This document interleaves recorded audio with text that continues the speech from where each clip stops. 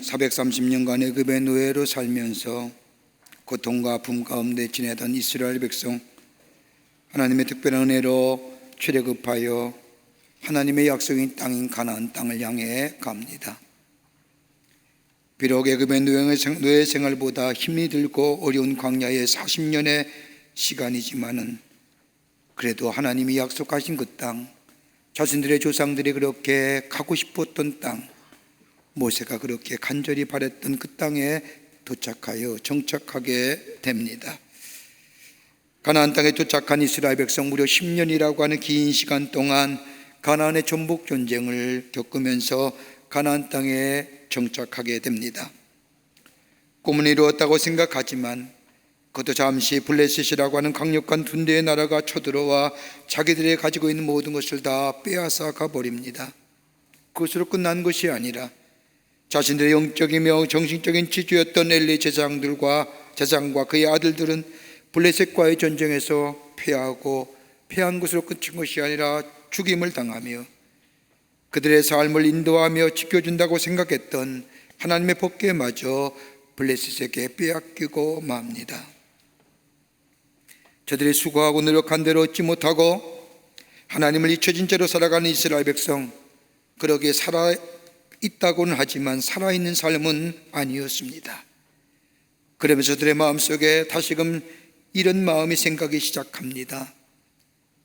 지금 이들의 삶은 아닌데, 내 안에 무엇인가 회복되어야 할 터인데, 새로운 생명의 역사가 있어야 할 터인데 라고 하는 생각을 한 이스라엘 백성, 그러면서 자신들이 걸어온 삶의 모습들을 뒤돌아봅니다.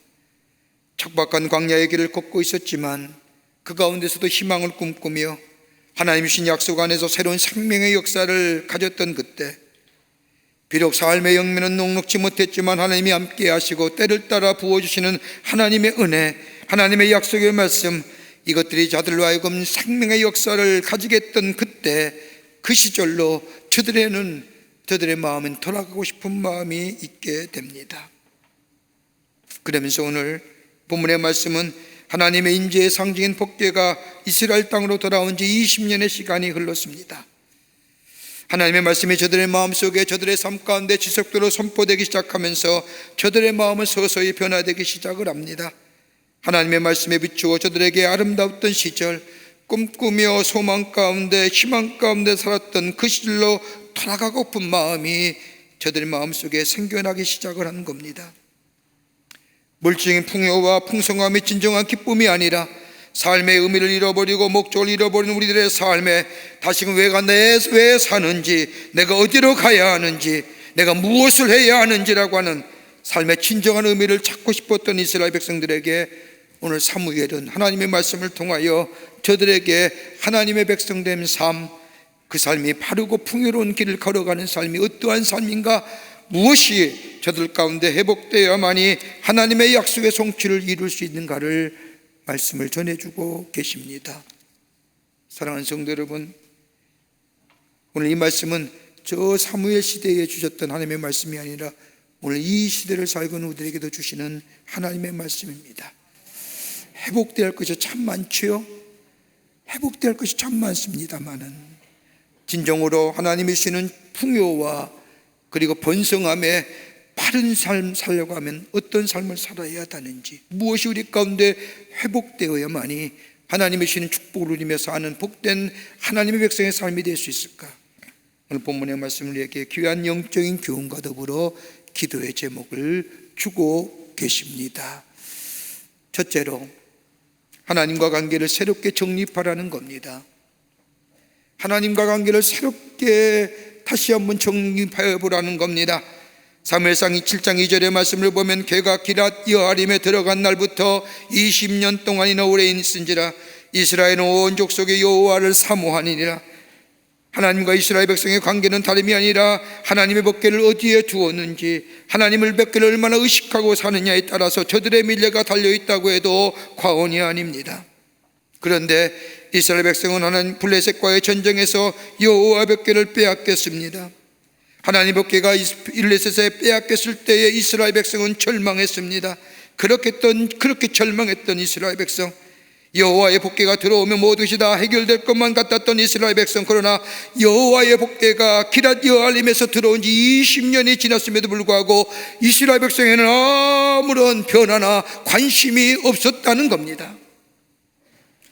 관심이 없었다는 것은 하나님의 말씀과 상관없는 삶을 살았다는 겁니다. 복궤의 필요성도 하나님의 말씀이 얼마나 소중한지도 알지 못하고, 저 이스라엘 백성, 하나님의 택하신 백성인 저 이스라엘 백성은 하나님과의 관계없이도 살아가는 삶을 살고 있었다는 겁니다. 이스라엘 있어서의 하나님의 복궤는 하나님 인재의 상징이었습니다. 광야의 40년의 척박한 시간 속에서도 하나님의 복궤가 이스라엘 백성과 함께함으로 인하여 저들은 광야의 척박한 길을 걸으면서도 하나님이 함께 하신다, 하나님이 통행하신다는 것을 믿으며 바라보며 저들은 40년의 길을 걸었습니다. 복궤를 통하여 하나님의 말씀을 들었습니다. 하나님의 말씀을 들을 때 저들의 삶의 방향이 잡아져 갔을 뿐만 아니라 건너지 못할 요단강을 건너게 되었고, 무너지지 못할 것 같았던 저 여리고성이 무너짐을 보면서 아하, 하나님이 우리와 함께 하시는구나, 하나님의 보호하심이, 하나님의 인도하심이 우리와 함께 있구나, 그러니 우리 안에 승리의 역사가 나타나는구나 라고 경험하며 고백했습니다. 그런데 이스라엘 백성, 저 가나안 땅에 정착하면서 하나님의 복궤는 더 이상 저들의 삶과는 상관없어지게 됩니다. 그토록 지치고 힘들었던 삶, 그렇게 기다렸던 가나안 땅, 그 가나안 땅에 들어갈 때에 가나안 땅의 풍요로움과 만족한 삶이 하나님의 복궤, 하나님의 말씀, 저들의 삶 가운데 잊혀져 갔던 겁니다. 그러면서 저들은 하나님과의 관계없이도 살아야 할 수 있다고 생각했습니다. 그런데 지금 이 시간 엄청난 시련 앞에서, 엄청난 문제 앞에서 가만히 생각해 보니 하나님이 저들의 삶을 떠나가기, 자신들이 하나님을 떠나가기 시작한 그때부터 자신의 삶들이 무너졌음을 보게 되었다는 겁니다. 자유롭고 풍요롭고 같았지만 하나님을 떠난 삶, 그 자신들의 삶에는 어느새 자유함이 사라지고 물질적인 풍요로움은 있을지 모르지만은 정신적인 빈곤함과 영적인 공허함이 저들의 삶을 어떻게 얼마만큼 고통스러워했는지, 어떻게 빈곤한 삶을 살게 했는지 깨닫게 되었다는 겁니다. 수고하고도 건진 것이 아무것도 없는 인생이라는 것, 허무한 인생이라는 것이 발견되었다는 겁니다. 이러한 이스라엘 백성에게 사무엘을 통하여 하나님의 말씀이 들어오기 시작할 때에 저들은 진정으로 차지해야 할 것은 다름이 아니라 하나님의 말씀이 우리 안에 세워져야 된다는 것을 깨닫고 하나님의 말씀을 사모하기 시작했다는 겁니다. 사랑하는 성도 여러분, 가만히 생각해 보세요. 하나님의 말씀이 내 삶의 기준이 안 되어도 우리가 먹고 사는 데는 별 지장 없지 않습니까? 지장 있으세요? 여러분, 하나님의 말씀에 의지 않고도 살아도 생명에는 별 지장 없지 않습니까? 직장 생활할 수 있고요, 결혼하여 가정을 이룰 수 있고요, 자녀 낳을 수 있고요, 하나님 없이도 내가 원하고 바라는 것 할 수 있습니다. 그런데 문제는 뭐예요? 하나님 우리의 삶 속에 잊어버리게 되면, 하나님 우리의 삶 속에 아니 계시면 우리의 삶의 가장 가치와 우리의 삶의 의미가 상실된다는 겁니다. 내가 왜 살아야 되는지, 내가 무엇을 위해 살아가야 되는지, 내가 어떤 것을 해야 가장 가치 있는 내 삶의 가치가 의미가 있는지 깨닫지 못한다는 겁니다. 아무리 인격이 훌륭하고 아무리 도덕의 군자를 가졌다 할지라도, 아무리 많은 것이 갖추어졌다고 삶의 풍요로움과 여유로움이 있다 할지라도 그 안에 하나님이 아니 계시면 그 삶의 가치와 의미는 상실되어졌다는 겁니다. 하나님이 주시는 인도함과 평안함을 잊어버리게 될 때에 육적의 삶은 평안할지 모르지만 영적인 빈곤함과 더불어 진정한 평강의 삶을 누리지 못했다는 사실을 알게 된 이스라엘 백성, 다시금 하나님의 관계, 다름이 아니라 하나님이 나의 주인 되시고 하나님이 내 삶의 주인 되실 뿐만 아니라 우리의 모든 것이 된다고 하는 하나님의 관계의 회복이 필요하다는 것을 저들은 느끼게 되었다는 겁니다. 마치 밤새도록 수고하였지만 아무것도 잡지 못하는 베드로처럼 허무한 속에 사는 인생들에게, 어떻게 살아야 될지 모르는 그들에게 사무엘은 이스라엘 백성들에게 외칩니다. 너희가 먹고 사는 데는 아무런 관계가 없는 것처럼 보이지만 하나님의 말씀이 너희 중심에 서지 아니하면 너희는 이 땅에서 하나님의 백성이 누리는 아름다움과 풍성의 삶은 없다 하고 저들에게 전하고 있는 것을 들을 수가 있습니다. 우리는 안 그렇습니까? 우리의 삶은 풍요로움 있지 않습니까? 아무리 어렵다 할지라도 우리의 삶은 풍요로움과 풍성함이 있습니다. 그럼에도 불구하고 우리 삶 속에 채워지지 않는 이 빈곤, 이 허무, 다른 것이 아니라 하나님의 말씀이 내 속에 사라진 것은 아닌지요. 그러기 요한복음 15장 5절의 말씀을 보면 나는 포도나무여 너희는 가지라 그가 내 안에 내가 그 안에 거하면 사람이 열매를 많이 맺나니 나를 떠나서는 너희가 아무것도 할 수 없음이라고 하는 말씀처럼 하나님 안에 하나님과 나와의 관계가, 인격적인 관계가 먼저 내 삶의 우선순위로 회복되지 아니하면 다른 것은 회복되지 않는다는 거예요.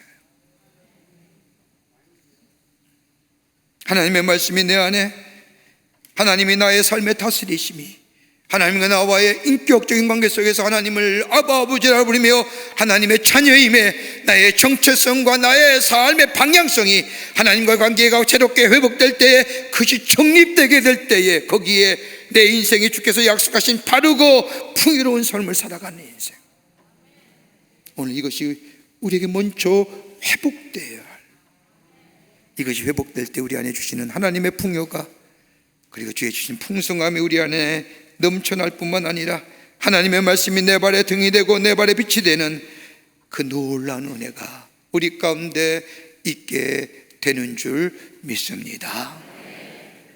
두 번째는 돌이키라고 말씀하시는 거예요.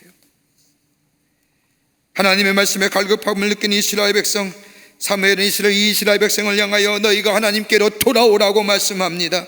7장 3절의 말씀을 보면 사무엘이 이스라엘 온 족속에게 말하여 이르되 만일 너희가 전심으로 여호와께 돌아오려거든 이방 신들과 아스타롯을 너희 중에서 제거하고 너의 마음을 여호와께로 향하여 그만 섬겨라. 그리하면 너희를 블레셋 사람의 손에서 건져내시리라. 돌아오라는 겁니다.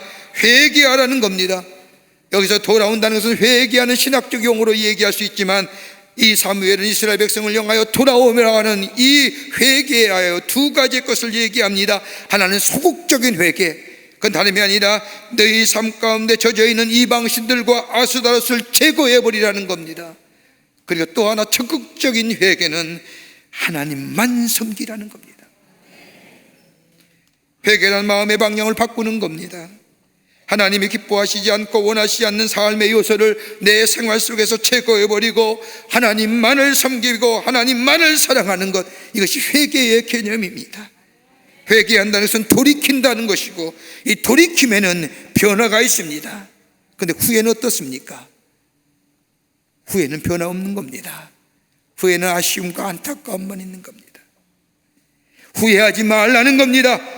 회개하라는 겁니다. 마음의 방향을 바꾸라는 겁니다. 돌이키라는 겁니다. 이방신 즉 아스타롯을 섬기는 것을 중단할 뿐만 아니라 너의 생활 습관 속에서 다 제거해버리라는 겁니다. 여러분, 바알과 아스타롯이라는 것이 뭡니까? 다산과 풍요로운 신이라고 저들은 믿습니다. 저들이 이것을 숭배하는 것은 다름이 아니라 더 많은 물질의 풍요로움과 번성함을 원하는 이기적인 동기로 정욕적이고 욕망적인 마음으로 만들어진 신이요, 그것을 섬기는 것이 저들의 삶의 생활 양식이요, 그것이 문화로 정착한 겁니다. 여러분, 가만히 우리의 삶 생각해 보세요. 우리의 마음속에 어느덧 물질의 풍요로움과 번성함이 우리의 마음속에 욕망과 정욕으로 자리 잡아서 이기적인 마음에 하나님을 마치 아스타롯과 저 바알과 아세라처럼 내 이기적인 욕망을 위하여 섬기는 건 아닌지요? 아니, 그렇지 않다 할지라도 그 바람이, 그 욕망이 우리 하나의 문화와 우리 안의 생활의 습관으로 자리 잡은 건 아닌지요?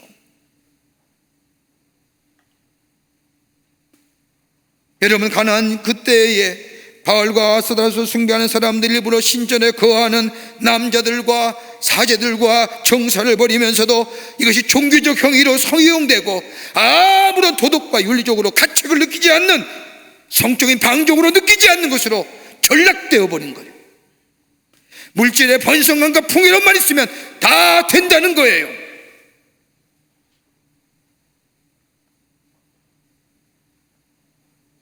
자연스러운 모습, 아무런 의심이나 죄책감 없이 받아들이는 것, 당연하다고 느꼈다는 것들, 이스라엘 백성 가운데 그것들을 제거해버리라는 거예요. 하나님의 약속이 땅 가나안의 땅에 들어갔지만 하나님을 잊어버리며 다산과 물질의 풍요를 위해 저들의 삶과 저들의 생활 가운데 저들의 잘못된 가치관이 저들의 문화와 습관에 자리 잡고 있던 것들, 삶의 풍요로움과 아름다운 것은 이런 것들을 위해서 주어지는 것이 아니라 하나님께서 주어줘야만이 가능한 것을 기억하며 너의 삶 가운데 이 문화, 이 습관, 이 체질화된 것을 제거해버리라는 겁니다. 제거한다는 것은 내가 살아온 삶의 모습을 진지하게 돌아본다는 겁니다. 내가 옳다고 생각하고 내가 맞다고 생각하는 나의 사고와 생각 속에 정말 하나님의 백성으로서의 온전한 삶의 모습, 하나님을 섬기는 삶의 모습이 내 안에 있는가 돌아보는 겁니다. 여러분, 영국의 노예 무역제도를 폐지를 주장했던, 처음으로 폐지를 주장했던 윌리엄 월브포스라는 분이 계십니다. 감리교 성도지요. 영국의 산업혁명이 일어날 때 그때 수많은 아프리카의 사람들이 잡혀와 노예로 팔려가던 노예 무역제도가 성행했던 그때에 인간의 존엄성을 철저히 파괴하는 이 노예 무역제도를 폐지하기 위하여 무려 56년간 긴 시간을 노력한 사람이 윌리엄 월브포스입니다. 27살 나이에 주님을 만나고 더 이상 정치를 할 수 없다고 생각되었을 그때에 하나님의 말씀을 깨닫고, 그리고 자신들이 얼마나 그 말씀에 비추어 얼마나 자신들이 잘못하던 것을 이 윌버포스는 발견하게 됩니다. 당시 영국의 수입의 3분의 1이 노예 무역제도에 의하여 얻어진 것들이었습니다. 영국 사람들은 당연한 속에, 생활 속에 지극히 당연한 것이었습니다. 누구도 이런 제도에 의하여 의의를 제거하거나 반대하는 사람 아무도 없었습니다. 이것이 저들의 삶의 습관이요 저들의 문화가 또 정착되었던 그때에, 한 번도 의심해보지 않았던 그때에, 이것이 내 삶의 양식이요 생활의 방식이라고 생각했던 그때에 이 윌버포스는 하나님의 말씀에 비추어 하나님의 사랑에, 하나님의 뜻에 비추어 볼 때 이것이 잘못된 것이라고 느꼈던 윌버포스. 그는 56년 동안 자신의 전생을 쏘아붙으며 영국의 노예 무역 제도를 폐지에 앞장섰던 것을 보게 됩니다. 사랑하는 성도 여러분, 지금 우리가 흘러가는 우리의 문화를 정직하게 말씀의 기준으로 바라볼 줄 알아야 됩니다. 지금의 시대를 많은 사람이 정의하기를 포스트 모더니즘의 시대라 얘기하며 상대주의와 다원주의의 얘기를 합니다. 시대라고 말합니다. 하나님의 절대성을 생각하는 문화가 아닙니다. 물질의 만능과 이기주의와 실용주의가 함께 어우러져 가면서 사람들은 하나님 없이도 살아갈 수 있다고, 이것이 신앙이란 이름으로, 이것이 문화란 이름으로 우리의 삶 속에 깊게 뿌리 박혀 있음을 봐야 됩니다. 동성애도 이런 맥락입니다. 소수의 사람도 그 어떤 짓을 하던 간에 그들의 행위는 보장받아야 되며 그들의 자유와 인권은 보장받아야 되고 존중되어야 된다는, 소수의 인권과 자유,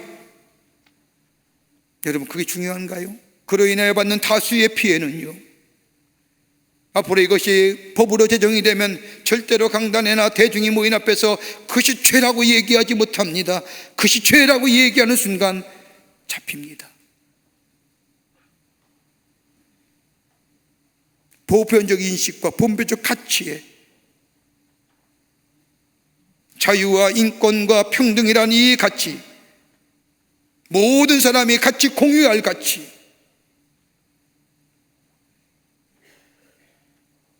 그들의 편을 들고 그들을 생각하고 그들에 대하여 얘기하고 지지하는 것이 마치 예수님의 사랑인 것처럼 얘기하는 자들,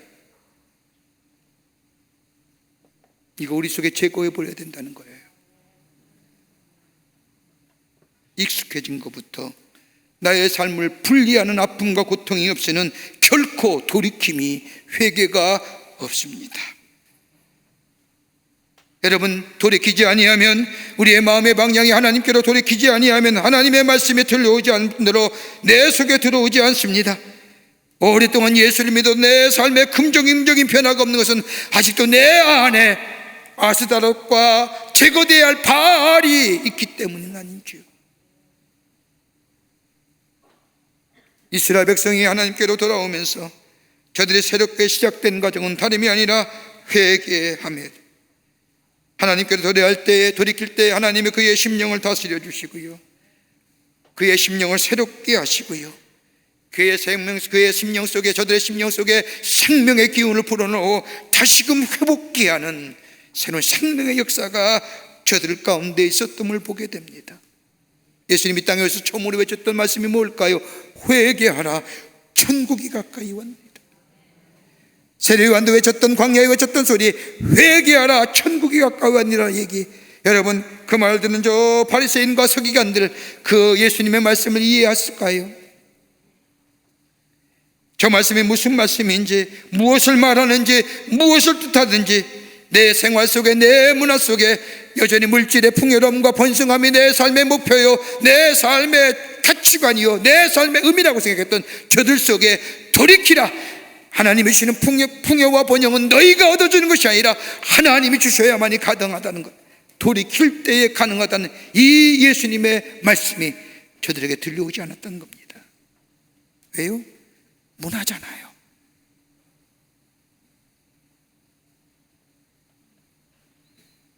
역대하 7장 14절의 말씀을 보면, 내 이름을 일컫는 내 백성이 그들의 악한 길에서 떠나 스스로 낮추고 기도하며 내 얼굴을 찾으면 내가 하늘에서 듣고 그들의 죄를 사하고 그들의 땅을 고치리라고 하는 말씀처럼 하나님께로 돌아올 때에, 여러분, 지금 성행하는 바이러스가 하나님께 인간들을 향한 하나님의 징계라고 하면 아마 난리법석을 칠 겁니다.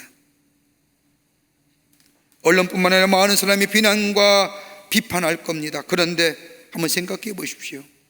우리의 머리카락이 하나까지도 세신받으신 우리 하나님께서 이 땅에 재앙처럼 느껴지는 이 모든 사람이 공포에 떨게 하는 이 바이러스, 여러분, 우리의 죄와 상관없다고 자신 있게 말할 수 있는 사람이 누굴까요?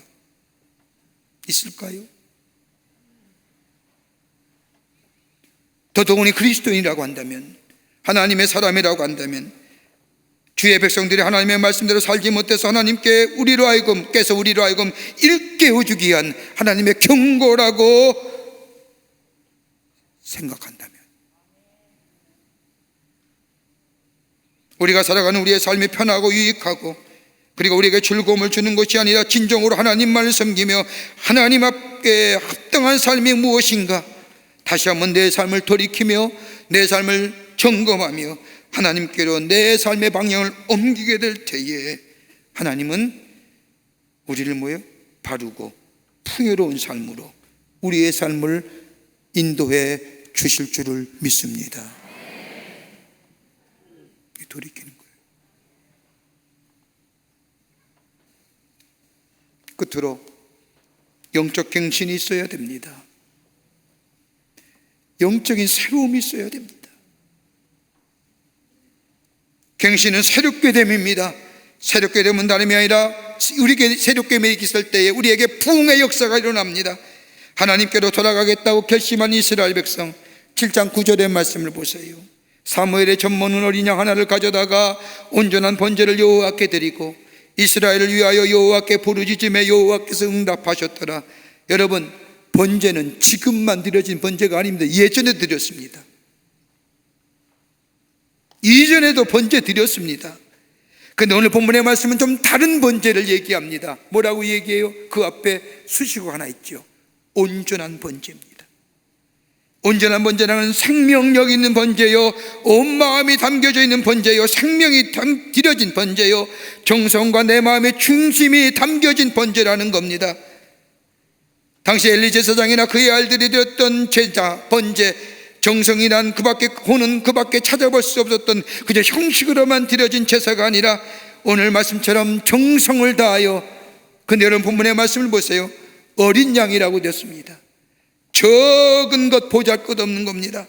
여러분, 보통 하나님 앞에 제사 드릴 때 살찐 송아지나 흠이 없는 것, 가장 살찌고 좋은 것들 하나님 앞에 드려진 것이 보통인데, 오늘 본문의 말씀엔 작은 것, 어린 양 하나를 드리는데 그 안에 뭐가 있어요? 보잘것없고 적은 것이지만은 그 안에 정성이 담겨져 있고, 거기에 중심이 담겨져 있고, 거기에 내 마음이 담겨져 있다는 것. 하나님이 그걸 보시고 하나님이 응답하셨다는 겁니다. 지금 우리가 드려진 것으로 해석한다면 예배, 여러분 어떻게 예배 드립니까? 정말 내 정성이, 내 전 인격이, 내 마음이 이 예배에 담겨져 있습니까? 오늘 주역에서 주시는 이 말씀, 아 그래, 저 말씀은 나를 위한 말씀이야, 나에게 주시는 말씀이야, 그리고 그 말씀에 대해 아멘하며 그 마음을 받아들이며 온 마음으로 예배 드리고 있는지요? 그저 들어왔던 예배기에 저는 요즘 예배 드리면서 매번이 감격스러워요. 가문 갈수록 예배에 대한 제재들이 얼마나 많은지. 예배 드리지 말라는 얘기가 똑같습니다. 그럼에도 불구하고 우리가 예배 드린다는 것이 얼마나 귀하고 얼마나 감격스러운지요. 이 한 시간 한 시간이 얼마나 귀한 시간인지. 예배 회복이었습니다. 온전하게 예배 드렸습니다. 정성이, 혼이 담겨진 예배. 그리고 이스라엘 백성이 블레셋이 쳐들어오자 이스라엘 백성 그 다음에 뭐 할까요? 영적 갱신을 위해서 다름이 아니라 번제를 드렸을 뿐만 아니라 온종일 금식했습니다. 금식이라는 것은 내 삶의 우선순위는 하나님께 있다고 하는 고백입니다. 내가 먹고 마시는 것보다 더 중요한 것이 있으면 하나님이 내 삶의 먼저입니다 라고 고백하는 것, 그 행위가 바로 금식입니다. 내 성전을 위해 먹는 것을 포기하면서 하나님 앞에 나아가며 하나님이 내 삶의 먼저입니다, 하나님이 돕지 아니하시면, 하나님이 함께 하시지 아니하시면 나는 살아갈 수 없습니다라고 하는 이 고백과 이 울부짖음의 표현이 금식입니다.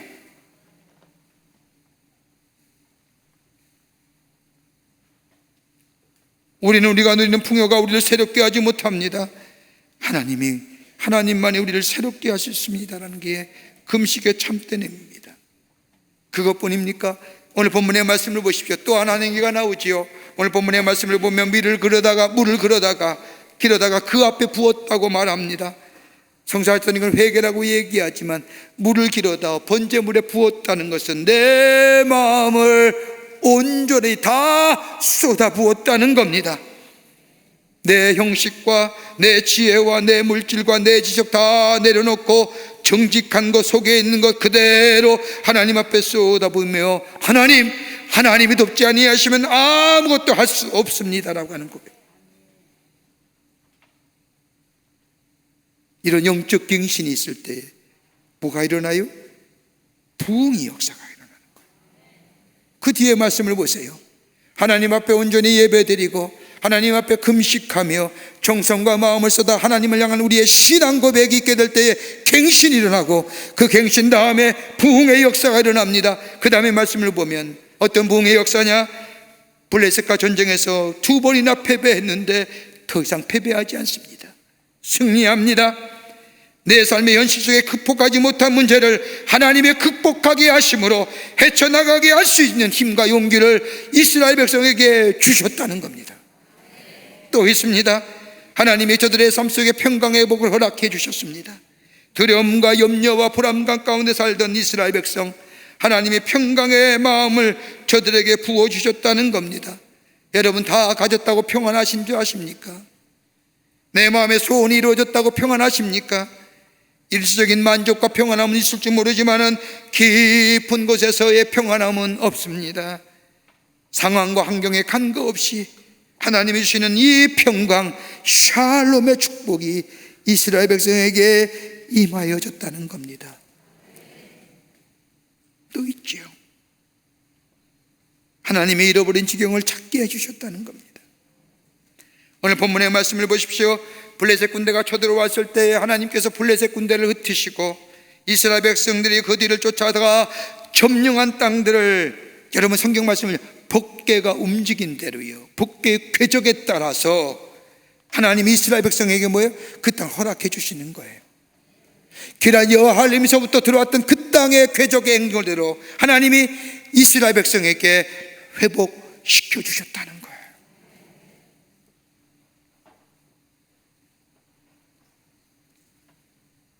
그리고 이스라엘 백성이 그 하나님의 놀라운 은혜와 승리를 잊어버리지 않기 위해서 돌을 하나 세우고 에베네셀, 하나님이 여기까지 도우셨습니다.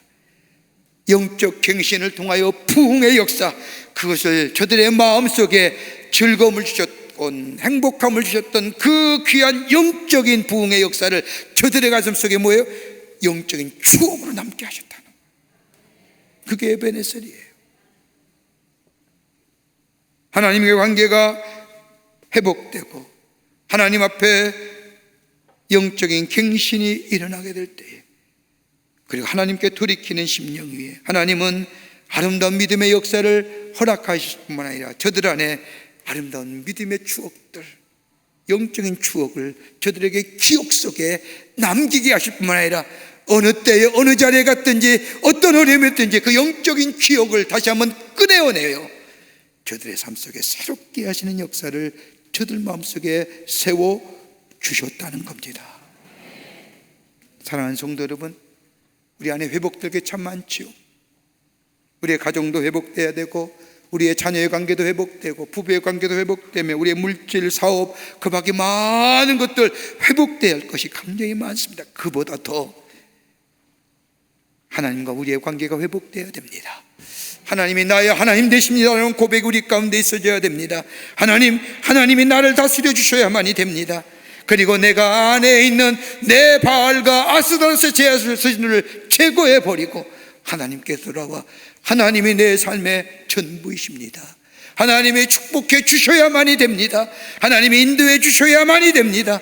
전적인 하나님만을 붙잡고 사는 인생, 그리고 내 안에 예배가 회복되고 하나님 앞에 기도가 회복되고 하나님 앞에 우리의 신앙이 새롭게 회복되는 이 놀라운 역사가 있게 될 때에, 영적인 갱신이 있게 될 때, 우리 하나님은 우리의 삶 속에 회복하시는 역사, 다름이 아니라 우리의 지경을 넓혀주시고 더 나아가 우리의 삶 속에 하나님이 주시는 놀라운 역사 안에서 우리에게 평강을 허락해 주시고 승리케 하시는 놀라운 은혜가 우리 안에 임하여 바르고 풍요로운 길을 걸어가는 하나님의 백성의 삶으로 살아가게 하실 줄을 믿습니다.